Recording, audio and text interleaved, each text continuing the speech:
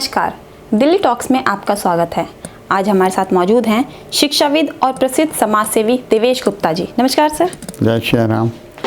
Sir, अभी हाल ही में अरविंद केजरीवाल, जो कि पास्ट एक्स सीएम थे दिल्ली के, उन्हें जेल से रिहा किया गया और अब उन्होंने रिहा होने के बाद उन्होंने सीएम पद से इस्तीफ़ा दे दिया है, और जो कि इस्तीफे के बाद अब आतिशी को सीएम बनाया गया है दिल्ली का। क्या कहना चाहेंगे?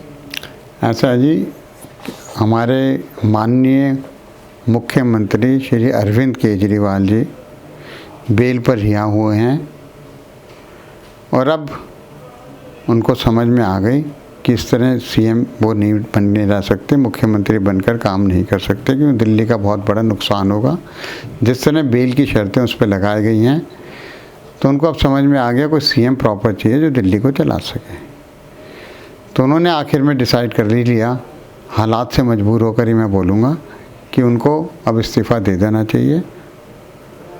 उनकी चाहते क्या थी वो तो यही जाने, पर कुछ पॉलिटिकल कंपल्शन होते हैं, उसको देखते हुए उन्होंने आतिशी मारलेना, जो कि एक सबसे कहते हैं भारी भरकम मंत्री थी, जिनको इंडक्ट करा गया सिसोदिया जी के बाद।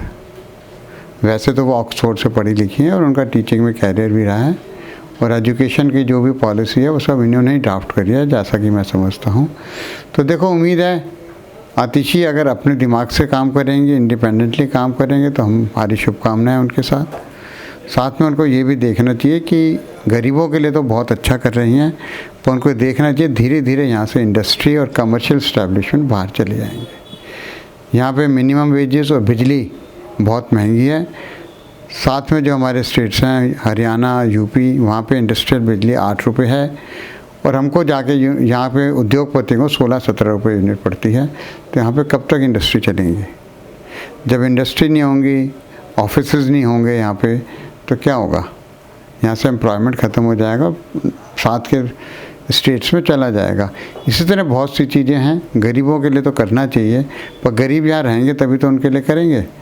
जब इंडस्ट्रीज़ यहाँ से चले जाएंगी, ऑफिसेज यहाँ से चले जाएंगे, तो रोज़गार के लिए लोगों को भी यहाँ से मूव आउट करना पड़ेगा। या ये डिक्लेयर कर दें जी ये तो सिर्फ सरकारी शहर रह गया है, यहाँ पे सरकारी ऑफिस सेंट्रल गवर्नमेंट के लिए और इन सब चीज़ों के रहेंगे, तो ठीक है। और बहुत सी जगह मैं देख रहा हूँ कि इंडस्ट्रियल एरियाज़ का बहुत बुरा हाल है, जो कि 15 साल पहले इन्होंने डिक्लेयर कर दिए थे इंडस्ट्रियल एरियाज़, कि इनको टेक ओवर करके DSI, DC और DDA वगैरह इनको डेवलप करेगी। गैजेट नोटिफिकेशन 2008 में आ गया, उनमें अभी तक कुछ काम नहीं करा गया। देखा जाए तो कलेक्शन तो हो रही है GST से, पर उसको खर्च क्या कर रहे हैं वो कहीं समझ में नहीं आ रहा। हॉस्पिटल्स में हालत कोई बहुत अच्छी नहीं दिखती है, पर मेरे को अब उम्मीद करता हूँ कि केजरीवाल जी, जो कि बहुत बिजी थे पूरे देश भर में आपको संभालने में, अब आतिशी जी से बहुत उम्मीद है।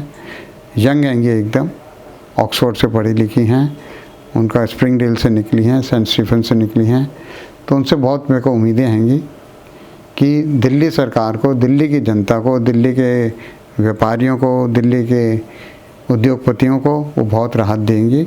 उनको भी समझते हुए दिल्ली की आम जनता को लेते हुए अपनी नीतियाँ करेंगे और इंडिपेंडेंटली डिसीज़न लेंगे, रादर दैन कि वो भी एक रबर स्टैम्प बन के रह जाए।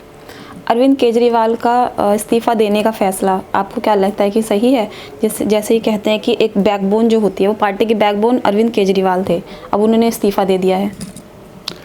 जो बैकबोन होती है ना, वो हमेशा बैकबोन रहती है। अगर उसके ऊपर क्वेश्चन मार्क लग जाए कि एक कुर्सी के कारण ही वो बैकबोन है, तो मेरे को समझ में नहीं आती है बैकबोन ऐसी क्या है। आदमी के शरीर में कुछ भी कॉम्प्लिकेशन हो जाए, पर बैकबोन ठीक रहते तो शरीर बहुत बढ़िया रहता है।